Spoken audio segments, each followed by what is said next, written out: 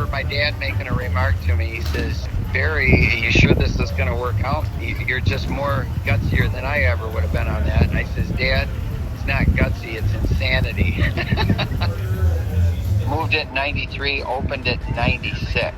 They actually shut down Highway 80 to get us out of there. You know, by the time you're paying state police for 5 states, 1,600 miles, you're paying for front and rear escort service.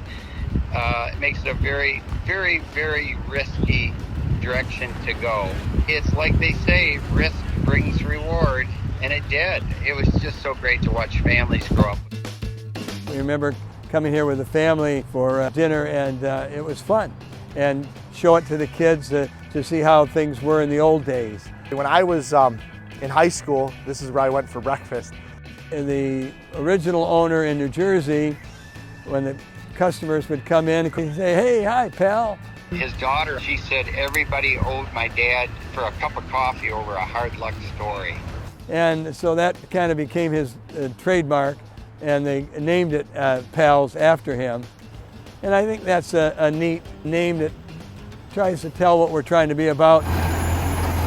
Today we're going to be finally moving it to Muskegon, to its new home right in front of Hot Rod Harley.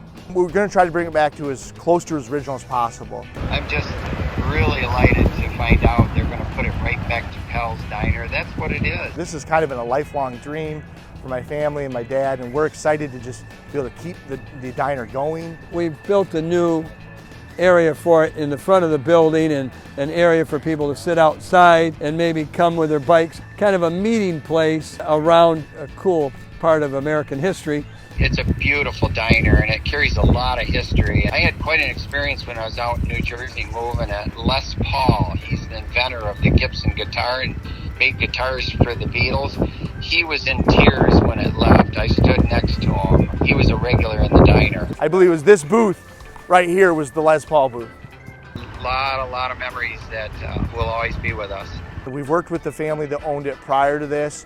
They have some memorabilia. From Wizard of Oz, from Seinfeld to Dennis the Menace, goes on and on with the people that we flew in. So we have pictures of all the famous people that are in there. I hope people will look at that and the inside and remember it as a great era in America, and work at ways that we can have concentric rings of community and pals like that going forward.